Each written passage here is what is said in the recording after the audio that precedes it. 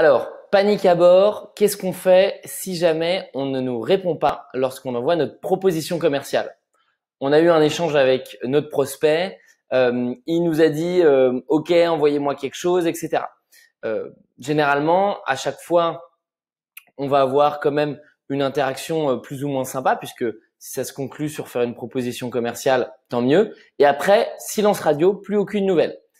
Eh bien, c'est à ce moment-là qu'il va falloir relancer et donc maîtriser un peu l'art de la relance. Ce qui est l'objectif de cette vidéo, c'est de vous montrer comment bien relancer ses prospects, comment et quand le faire.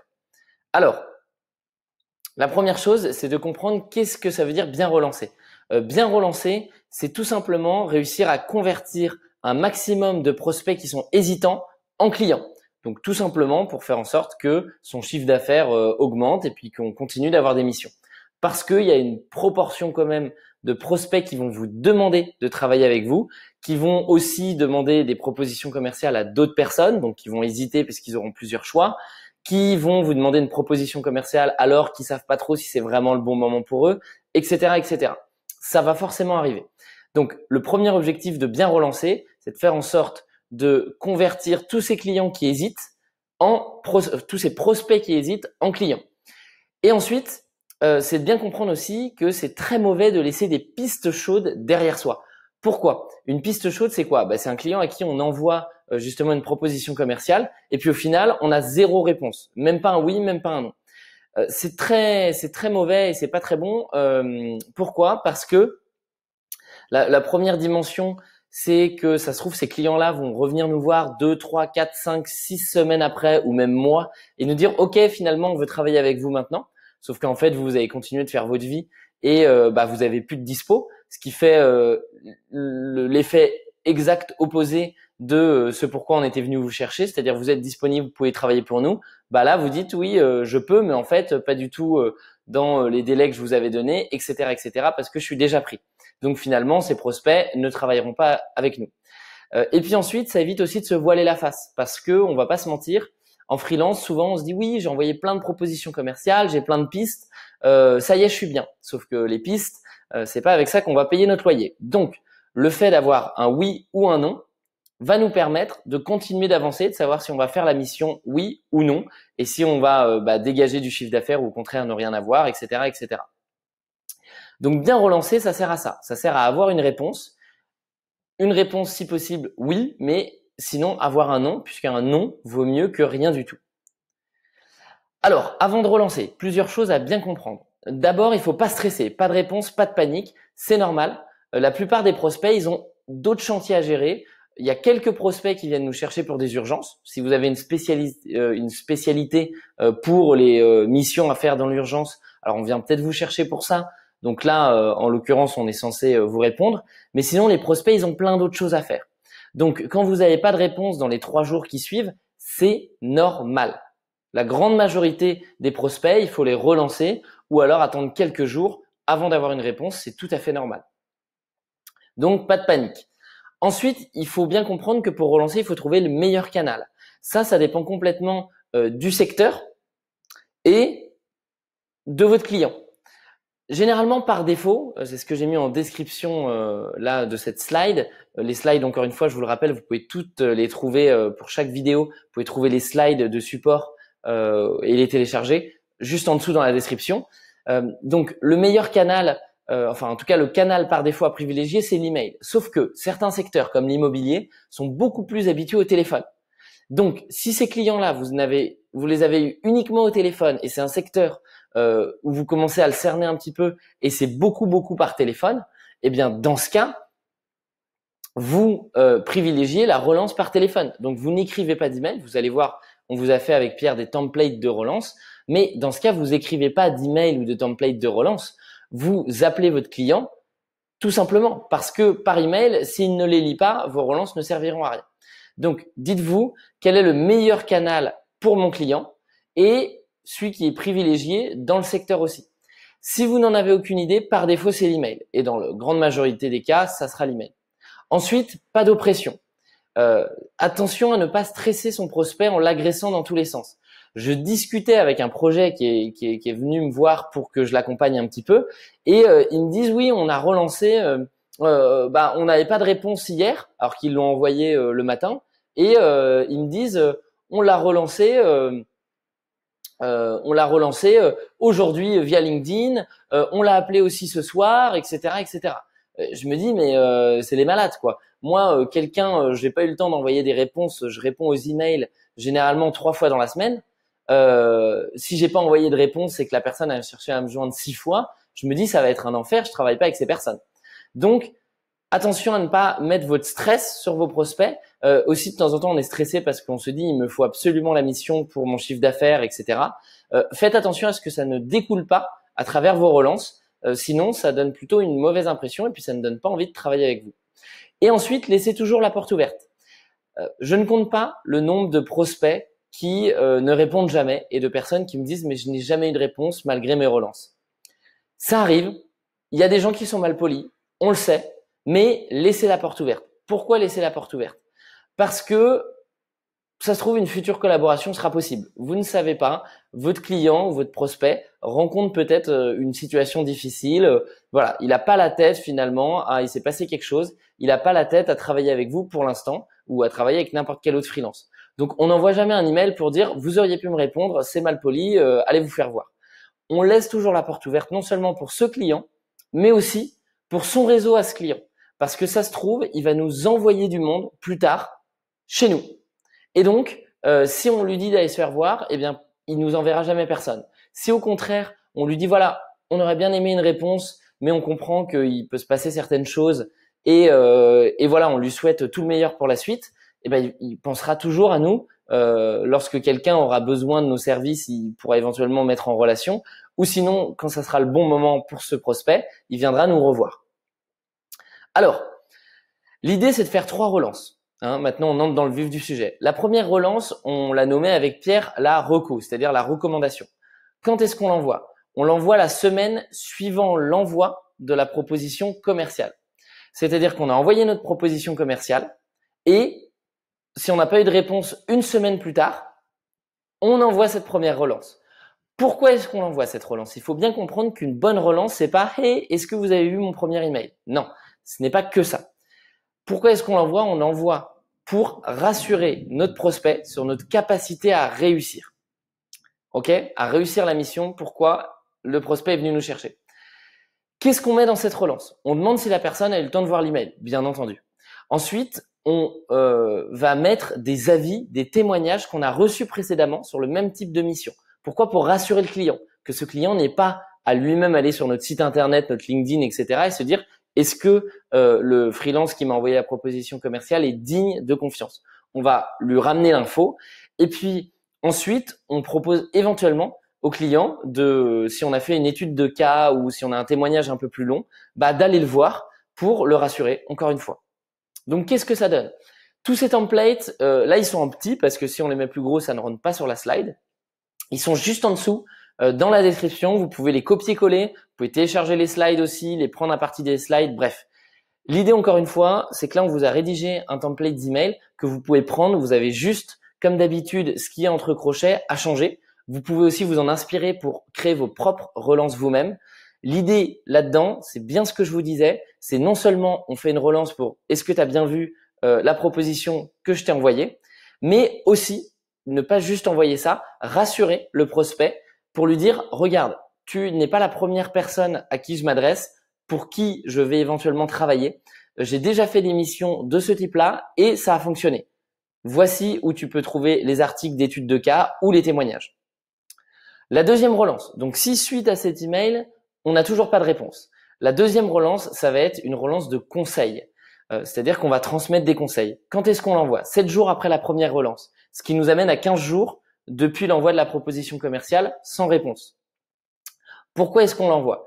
Eh bien là, on a rassuré notre prospect dans la première relance. Là, on rassure notre prospect sur le fait qu'on est créatif et qu'on peut lui apporter de la valeur proactivement. C'est-à-dire que finalement, si la personne hésite entre une agence ou un autre freelance, on lui montre que nous, on n'attend pas simplement une réponse ou on se contente pas de faire juste ce qu'on avait dit. On propose des choses, on a des idées et on propose des choses assez spontanément. On n'hésite pas quand on voit quelque chose à apporter de la valeur à notre client, même si de base on n'est pas payé pour. Alors, donc qu'est-ce qu'on met dans cet email? On peut mettre un contenu qui peut intéresser le prospect. Donc, quand on parlait d'idées, d'actualités, etc., c'est mettre tout simplement ce contenu-là dans l'email. On donne quelques idées qui peuvent intéresser le prospect suite à l'article qu'on lui a mis ou à la ressource qu'on lui a mise. Et puis ensuite, on pose une question. Pourquoi on pose une question? Parce que tout simplement, quand on pose une question, c'est un peu « est-ce que tu peux me répondre s'il te plaît ?» Et donc, si des prospects lisent les emails mais il n'y a pas de questions, de temps en temps, ils vont dire « ah c'est cool, il y avait des idées ». Mais en fait, je vois pas pourquoi je répondrais puisque j'ai rien à lui dire. Et donc, au final, voilà ce que ça pourrait donner. Encore une fois, un template que vous pourrez retrouver dans la description. L'idée, c'est d'avoir un template où on espère que le client va bien. Là, on lui demande pas forcément si il a vu notre proposition commerciale puisqu'on lui a demandé ça dans le premier email de relance. Là, on lui dit juste en lisant un article ou en écrivant un article, si c'est vous qui l'écrivez, ou bref, en ayant eu une discussion, vous pouvez encore une fois adapter ce template. J'ai pensé à vous, à vos objectifs et j'ai eu quelques idées qui pourraient vous aider. On met l'article, bref, le lien vers la ressource qui nous fait penser à notre client et ensuite on lui dit voilà à quoi ça m'a fait penser et ce que vous pourriez faire pour votre entreprise et on liste les idées. Et à la fin, on pose une question qui est qu'en pensez-vous ou est-ce que ça vous inspire des choses que vous pourriez mettre en place, etc., etc. On souhaite une bonne journée et on s'en va. La troisième relance. Alors là, on commence à ne plus avoir de nouvelles depuis un petit bout de temps puisque c'est 7 jours après la deuxième relance qu'il faut l'envoyer. En fait, vous avez compris la logique. Hein. C'est toutes les semaines en fait. On laisse quand même une semaine pour respirer le prospect. Et puis là, la troisième relance, on va être un tout petit peu plus agressif dans le sens où on n'a pas de réponse depuis 3 semaines. Donc ça commence à faire un petit peu long, sauf si notre prospect nous a dit je suis en vacances ou je pourrais pas vous répondre avant 2 mois. Mais là, on part du constat que le client aurait dû nous répondre puisqu'il nous a pas dit ça.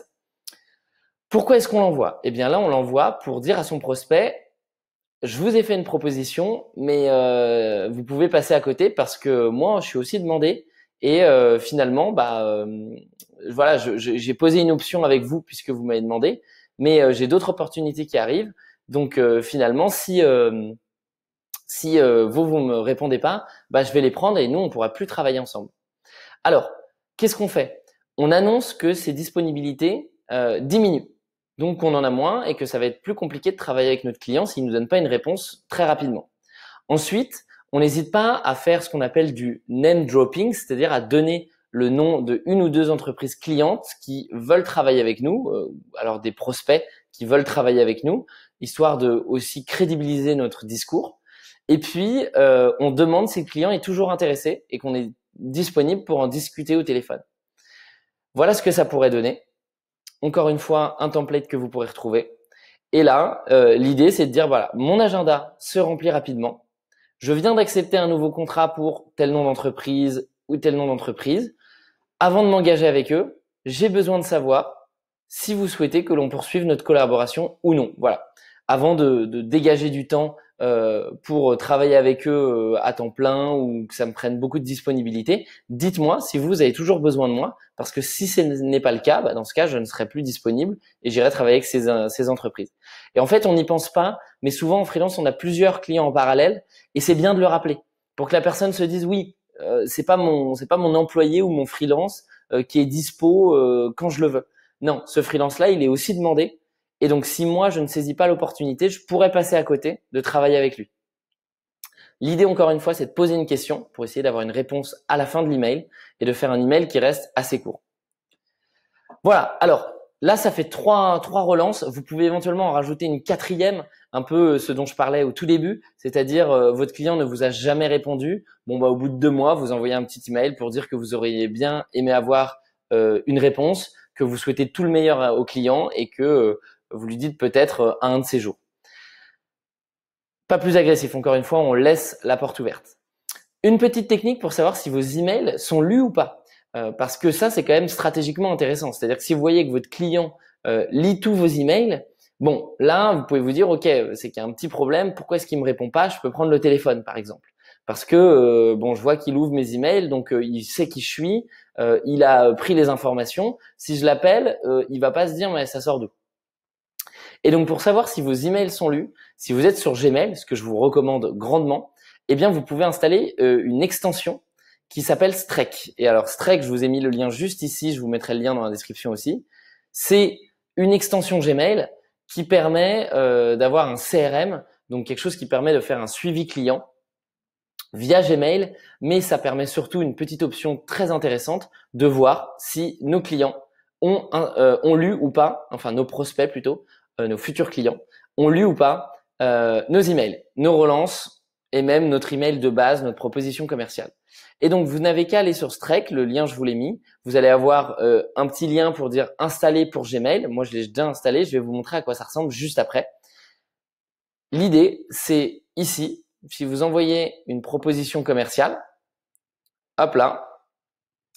Donc voilà, moi je vais l'envoyer avec theo@laboîte-numérique et puis je vais l'envoyer à notre email, hein, salut@laboîte-numérique.fr et puis là je vais faire relance 1. Hop. Et puis ici, je vais mettre relance 1 aussi, on s'en fiche un peu. Et vous allez voir, quand vous installez Streak, donc une fois que vous l'avez installé, moi il est installé ici dans mes extensions, et une fois que vous l'avez installé, eh bien là, vous avez ces petits carrés avec plus d'options, et vous pouvez cliquer, moi je l'ai désactivé par défaut, vous pouvez cliquer sur faire le suivi de courrier.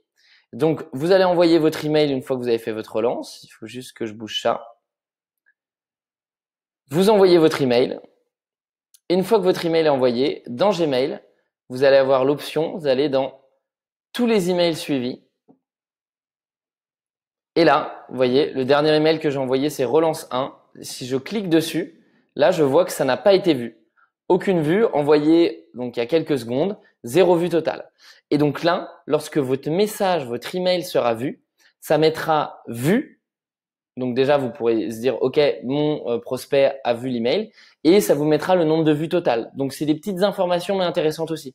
Si vous voyez que votre proposition commerciale, le client y est retourné, j'en sais rien, mais 10, 15 fois, c'est que le client, il est intéressé, c'est qu'il hésite, etc. Donc là, il faut pas le lâcher, hein, parce que vous savez que vos emails sont vus. Si, en l'occurrence, ils ne sont pas vus, bah, vous pouvez vous dire, OK, je vais décrocher mon téléphone parce que mon client n'a aucune idée des emails que je lui ai envoyés et donc il a même pas l'information. Ça se trouve, c'est tombé dans ses spams, etc.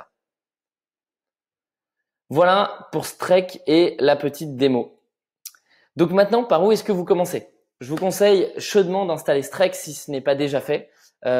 Si vous l'avez pas fait en mettant pause sur la vidéo et la petite démo que je viens de vous faire. Ensuite, c'est de réfléchir au meilleur canal pour relancer. Donc, votre prospect, quel est le meilleur canal pour relancer? Ça va très souvent tomber sur l'email, mais si ce n'est pas l'email, dans ce cas, relancez par le canal favori de votre prospect. Envoyez la première relance en personnalisant les templates. Ensuite, vous envoyez toutes les relances qui suivent.